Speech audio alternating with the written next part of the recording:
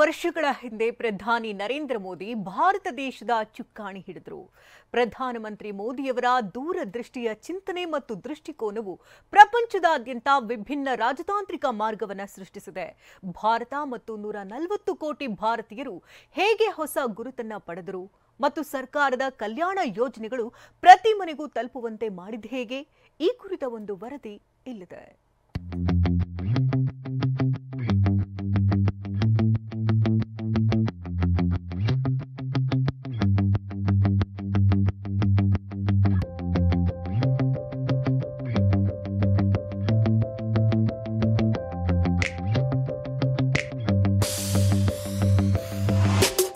मैं नरेंद्र दामोदर दास मोदी ईश्वर की शपथ लेता हूं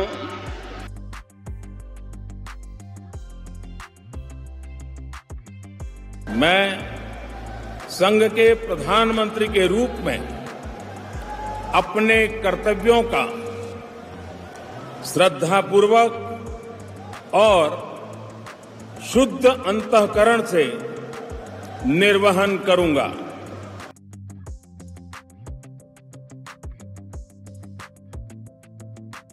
केंद्र में भाजपा एनडीए की सरकार को अब 11 साल हो रहे हैं। ये 11 साल गरीब कल्याण के नाम समर्पित रहे हैं।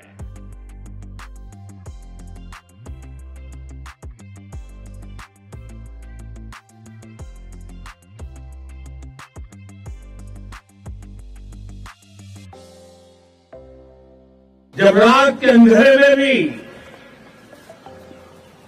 जब हम सूरज उगा देते हैं तो दुश्मन को दिखाई देता है भारत माता की जय।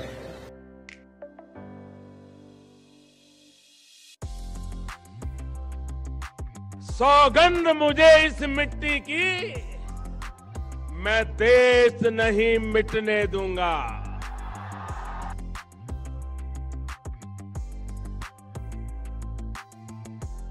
ಸರಿಯಾಗಿ 11 ವರ್ಷಗಳ ಹಿಂದೆ ದೂರದೃಷ್ಟಿಯ ಚಿಂತನೆಯ ನಾಯಕ ಭಾರತೀಯ ರಾಜಕೀಯದ ಅತಿದೊಡ್ಡ ಸಿಂಹಾಸನದ ಮೇಲೆ ಕುಳಿತರು. ಅವರ ಹೆಸರೇ ನರೇಂದ್ರ ದಾಮೋದರ್ ದಾಸ್ ಮೋದಿ. ನರೇಂದ್ರ ದಾಮೋದರ್ ದಾಸ್ ಮೋದಿ ಮೋದಿಯವರ ಪ್ರಮಾಣ ವಚನದೊಂದಿಗೆ ಭಾರತದಲ್ಲಿ ಹೊಸ ಯುಗ ಪ್ರಾರಂಭ ಆಯಿತು. ಮೋದಿ ನಾಯಕತ್ವದಲ್ಲಿ 11 ವರ್ಷಗಳು ಪೂರ್ಣಗೊಂಡಿವೆ. ಈ 11 ವರ್ಷಗಳಲ್ಲಿ ಪ್ರಧಾನಿ ಮೋದಿ ಕಠಿಣ ನಿರ್ಧಾರಗಳನ್ನ ತೆಗೆದುಕೊಂಡಿದ್ದಾರೆ.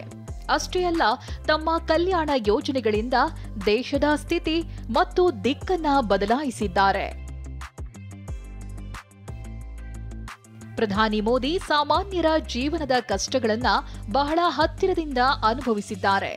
ತಮ್ಮ ಜೀವನದ ಅನುಭವಗಳನ್ನ ಆಧಾರವಾಗಿಟ್ಕೊಂಡು ದೇಶದ ಪ್ರಧಾನಮಂತ್ರಿಯಾಗಿ ಜನರಿಗೆ ಸೇವೆ ಸಲ್ಲಿಸುವ ಅವಕಾಶ ಸಿಕ್ಕಾಗ ಆ ಅನುಭವಗಳನ್ನ ಯೋಜನೆಗಳಾಗಿ ಪರಿವರ್ತಿಸಿದ್ರು. केंद्र में भाजपा एनडीए की सरकार को अब 11 साल हो रहे हैं। ये 11 साल गरीब कल्याण के नाम समर्पित रहे हैं। हमारे ही गरीब भाई बहनों ने गरीबी के खिलाफ जंग लड़ा और 25 करोड़ गरीब गरीबी को परास्त कर करके विजयी होकर के गरीबी से बाहर निकले हैं।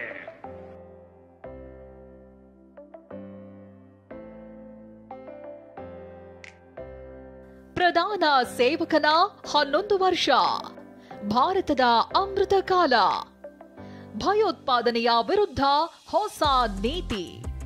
ಭಯೋತ್ಪಾದನೆಯ ವಿರುದ್ಧ ಭಾರತ ಅಸಹಿಷ್ಣುತೆ ನೀತಿಯನ್ನ ಅಳವಡಿಸಿಕೊಳ್ಳುತ್ತದೆ ಎಂದು ಪ್ರಧಾನಿ ಮೋದಿಯವರ ಸಂದೇಶ ಸ್ಪಷ್ಟವಾಗಿತ್ತು. ಇದರ ಝಲಕ್ ಮೋದಿ ಸರ್ಕಾರದ ಈ 11 ವರ್ಷಗಳಲ್ಲಿ ಕಂಡುಬಂದಿದೆ. 2019ರಲ್ಲಿ ಪುಲ್ವಾಮಾ ಭಯೋತ್ಪಾದಕರ ದಾಳಿಯ ನಂತರ ಪ್ರಧಾನಿ ಮೋದಿ ಬಾಲಕೋಟ್ ವೈಮಾನಿಕ ದಾಳಿ ನಡೆಸೋ ಮೂಲಕ ಜಗತ್ತಿಗೆ ಇದರ ಒಂದು ಝಲಕ್ ತೋರಿಸಿದ್ರು.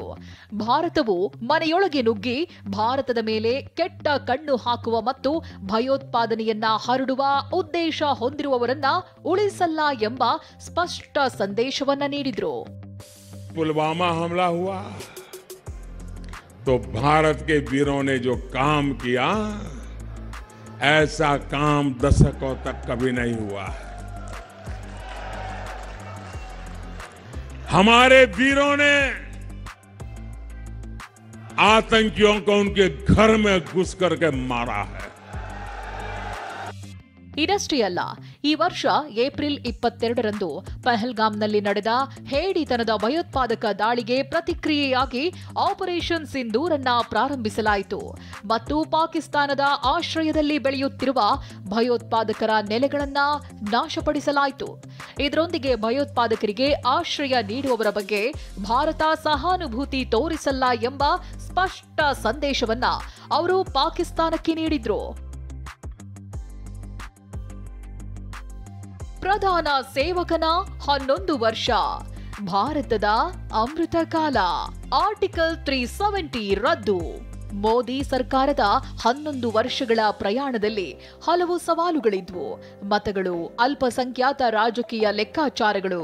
ಆದರೆ ತಮ್ಮ ನಿಲುವಿಗೆ ಬದ್ಧವಾಗಿದ್ದ ಮೋದಿ ಜಮ್ಮು ಮತ್ತು ಕಾಶ್ಮೀರದಿಂದ 370ನೇ ವಿಧಿಯನ್ನ ತೆಗೆದುಹಾಕಿ ದಿಟ್ಟತನ ತೋರಿಸಿದ್ರು. दुनिया की कोई ताकत जम्मू कश्मीर में आर्टिकल 370 की वापसी नहीं करा सकती. ಪ್ರಧಾನ ಸೇವಕನ 11 ವರ್ಷ, ಭಾರತದ ಅಮೃತ ಕಾಲ. ಕಾಶ್ಮೀರದಿಂದ ಕನ್ಯಾಕುಮಾರಿಗೆ ರೈಲು ಜಾಲ. ಮೋದಿ ಸರ್ಕಾರದ ಅವಧಿಯಲ್ಲಿ ದೇಶದಲ್ಲೇ ರೈಲ್ವೆ ಸಂಪರ್ಕವು ವೇಗವಾಗಿ ವಿಸ್ತರಿಸುತ್ತಿದೆ. ಇದರ ಇತ್ತೀಚಿನ ಚಿತ್ರಣ ಜಮ್ಮು ಮತ್ತು ಕಾಶ್ಮೀರದಿಂದ ಬಂದಿದೆ. ಅಲ್ಲಿ ಪ್ರಧಾನಿ ಮೋದಿ ಚೆನಾಬ್ ರೈಲ್ವೆ ಕಮಾನು ಸೇತುವೆ ಮತ್ತು ಅಂಜಿ ಸೇತುವೆಯನ್ನ ಉದ್ಘಾಟಿಸಿದ್ರು ಮತ್ತು ಜಮ್ಮು ಮತ್ತು ಕಾಶ್ಮೀರವನ್ನ ದೇಶದ ಉಳಿದ ರಾಜ್ಯಗಳೊಂದಿಗೆ ಸಂಪರ್ಕಿಸುವುದಾಗಿ ಘೋಷಿಸಿದ್ರು.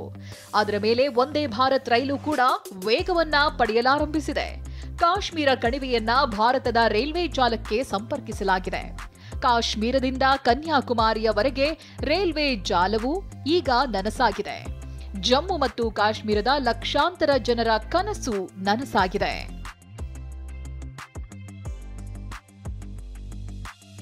ಪ್ರಧಾನ ಸೇವಕನ 11 ವರ್ಷ, ಭಾರತದ ಅಮೃತ ಕಾಲ.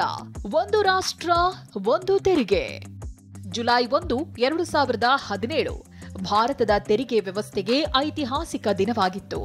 ಇಡೀ ದೇಶ ನೋಡುತ್ತಿದ್ದ ಒಂದು ರಾಷ್ಟ್ರ, ಒಂದು ತೆರಿಗೆಯ ದಶಕಗಳ ಕನಸು ಕೊನೆಗೂ ಈಡೇರಿತ್ತು. ಮೋದಿ ಸರ್ಕಾರ ತನ್ನ ಮೊದಲ ಅಧಿಕಾರಾವಧಿಯಲ್ಲೇ ಇದನ್ನ ನಿಜವಾಗಿಸಿತು.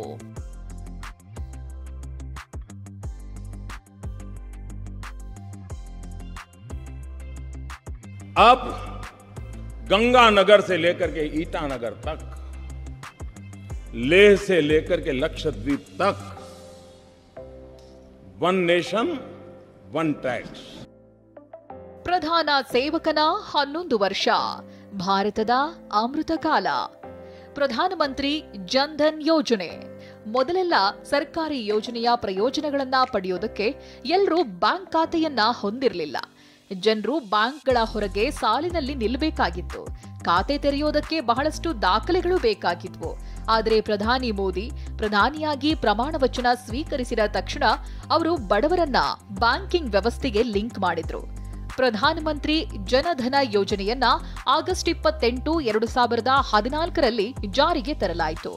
ಜನವರಿ 2015ರ ಹೊತ್ತಿಗೆ 12.5 ಕೋಟಿಗೂ ಹೆಚ್ಚು ಖಾತೆಗಳನ್ನ ತೆರೆಯಲಾಯಿತು ಮತ್ತು ಜನವರಿ 2025ರ ಹೊತ್ತಿಗೆ ಈ ಸಂಖ್ಯೆ 54.5 ಕೋಟಿಗೆ ಏರಿದೆ.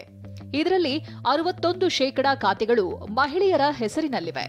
ಈ ಯೋಜನೆಯು ಉಳಿತಾಯ, ಸಾಲಗಳು, ವಿಮೆ, ಪಿಂಚಣಿ ಮತ್ತು ಡಿಜಿಟಲ್ ಬ್ಯಾಂಕಿಂಗ್ನಂತಹ ಸೌಲಭ್ಯಗಳ ಪ್ರಯೋಜನಗಳನ್ನು ಒದಗಿಸುತ್ತದೆ. ಮಹಿಳೆಯರ ಸಬಲೀಕರಣ ಯೋಜನೆಗಳು.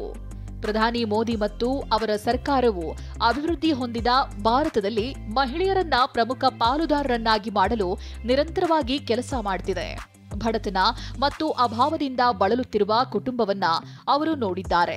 ಪರಿಸರ ಸಂರಕ್ಷಣೆಗಾಗಿ ಗ್ಯಾಸ್ ಸಿಲಿಂಡರ್ಗಳನ್ನು ಒದಗಿಸಲು ಮೇ 1, 2016ರಂದು ಪ್ರಧಾನಿ ಮೋದಿ ಉಜ್ವಲ ಯೋಜನೆಯನ್ನ ಪ್ರಾರಂಭಿಸಿದ್ರು. ಇದರಲ್ಲಿ ಮಾರ್ಚ್ 2025ರವರೆಗೆ 10.35 ಕೋಟಿ ಮಹಿಳೆಯರು ಪ್ರಯೋಜನ ಪಡೆದಿದ್ದಾರೆ. ಇದರಲ್ಲಿ 80% ಫಲಾನುಭವಿಗಳು ಗ್ರಾಮೀಣ ಮಹಿಳೆಯರು. ಆಯುಷ್ಮಾನ್ ಭಾರತ್ ಯೋಜನೆ ದೇಶದ ಬಡ ಮತ್ತು ಮಧ್ಯಮ ವರ್ಗದ ಕುಟುಂಬಗಳ ಆರೋಗ್ಯವನ್ನ ಗಮನದಲ್ಲಿಟ್ಟುಕೊಂಡು ಪ್ರಧಾನಿ ಮೋದಿ ಆಯುಷ್ಮಾನ್ ಭಾರತ್ ಯೋಜನೆಯನ್ನ ಪ್ರಾರಂಭಿಸಿದ್ದಾರೆ.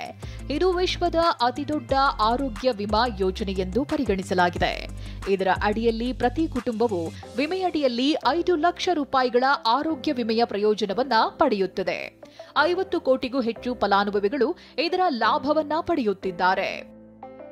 ಕಿಸಾನ್ ಸಮ್ಮಾನ್ ನಿಧಿ ಪ್ರಧಾನಿ ಮೋದಿ ದೇಶದ ಅನ್ನದಾತರಿಗೆ ನಿರಂತರವಾಗಿ ಕೆಲಸ ಮಾಡುತ್ತಿದ್ದಾರೆ. ರೈತರು ದೇಶದ ಆರ್ಥಿಕತೆಯ ಬೆನ್ನೆಲುಬು.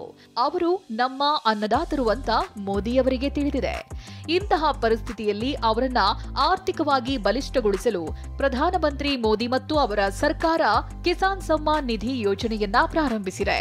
ದೇಶದ 12 ಕೋಟಿ ರೈತರು ಈ ಯೋಜನೆಯ ಲಾಭವನ್ನ ಪಡೆದುಕೊಳ್ಳುತ್ತಿದ್ದಾರೆ. ಯೋಜನೆಯಡಿಯಲ್ಲಿ ಕೇಂದ್ರ ಸರ್ಕಾರವು ರೈತರಿಗೆ 6,000 ರೂಪಾಯಿಗಳ ಸಹಾಯಧನವನ್ನ ಒದಗಿಸುತ್ತದೆ. ಬಡವರಿಗೆ ಪಡಿತರ ವ್ಯವಸ್ಥೆ ಯಾವುದೇ ಬಡವರು ಹಸಿವಿನಿಂದ ಮಲಗಬಾರದು ಅನ್ನುವುದು ಪ್ರಧಾನಿ ಮೋದಿಯವರ ಗುರಿಯಾಗಿದೆ. ಇದಕ್ಕಾಗಿಯೇ ಸರ್ಕಾರವು ಬಡವರ ಕಲ್ಯಾಣಕ್ಕಾಗಿ ಪ್ರಧಾನಮಂತ್ರಿ ಗರೀಬ್ ಕಲ್ಯಾಣ್ ಅನ್ನ ಯೋಜನೆಯನ್ನ ನಡೆಸುತ್ತಿದೆ. ಇದರ ಅಡಿಯಲ್ಲಿ 81 ಕೋಟಿ ಫಲಾನುಭವಿಗಳಿಗೆ ಉಚಿತ ಪಡಿತರ ನೀಡಲಾಗುತ್ತಿದೆ. ಪ್ರಧಾನಮಂತ್ರಿ ಆವಾಸ್ ಯೋಜನೆ ಪ್ರಧಾನಮಂತ್ರಿ ಆವಾಸ್ ಯೋಜನೆ ದೇಶಾದ್ಯಂತ ಲಕ್ಷಾಂತರ ನಿರಾಶ್ರಿತರಿಗೆ, ಮುಖ್ಯವಾಗಿ ಗ್ರಾಮೀಣ ಕುಟುಂಬಗಳಿಗೆ ವರದಾನವಾಗಿದೆ. ಆದಾಗ್ಯೂ ಈ ಯೋಜನೆಯಲ್ಲಿ ಮಹಿಳೆಯರಿಗೆ ಆದ್ಯತೆ ನೀಡಲಾಗುತ್ತಿದೆ. ಪ್ರಧಾನಮಂತ್ರಿ ಆವಾಸ್ ಯೋಜನೆಯಡಿಯಲ್ಲಿ 73% ಫಲಾನುಭವಿಗಳು ಮಹಿಳೆಯರೇ ಆಗಿದ್ದಾರೆ. ಪ್ರತಿಯೊಬ್ಬ ಬಡವನಿಗೂ ತಲೆಯ ಮೇಲೆ ಸೂರು ಇರಬೇಕು ಅನ್ನೋದು ಪ್ರಧಾನಿ ಮೋದಿಯವರ ಕನಸು. ಇದೇ ಕಾರಣಕ್ಕೆ ಅವರು ಈ ದಿಕ್ಕಿನಲ್ಲಿ ನಿರಂತರವಾಗಿ ಕೆಲಸ ಮಾಡುತ್ತಿದ್ದಾರೆ. ವಿವಿಧ ದೇಶಗಳೊಂದಿಗೆ ಉತ್ತಮ ಬಾಂಧವ್ಯ ಪ್ರಧಾನಿ ಮೋದಿಯವರ ನಿರ್ಧಾರಗಳು ಬಡವರು, ಯುವಕರು, ರೈತರು, ಮಹಿಳೆಯರು ಮತ್ತು ಸಾಮಾನ್ಯ ಜನರ ಕನಸುಗಳಿಗೆ ಹೊಸ ರೆಕ್ಕೆಗಳನ್ನು ನೀಡಿದೆ. ಕಳೆದ ದಶಕದಲ್ಲಿ ಭಾರತವು ಸ್ವಾವಲಂಬನೆಯೊಂದಿಗೆ ಅಭಿವೃದ್ಧಿಯ ಹಾದಿಯಲ್ಲಿ ವೇಗವಾಗಿ ಮುನ್ನಡೆಯುತ್ತಿರುವುದಕ್ಕೆ ಇದೇ ಕಾರಣ. ಇದಕ್ಕಾಗಿ ಜಗತ್ತಿನ ವಿವಿಧ ದೇಶಗಳೊಂದಿಗೆ ಉತ್ತಮ ಬಾಂಧವ್ಯ ಹೊಂದಿದ್ದಾರೆ.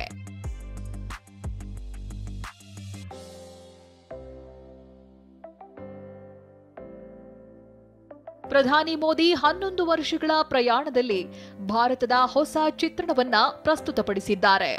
ಅವರ ಶಕ್ತಿಯನ್ನ ಈಗ ಇಡೀ ಜಗತ್ತು ಕೊಂಡಾಡುತ್ತಿದೆ. Bureau report TV9.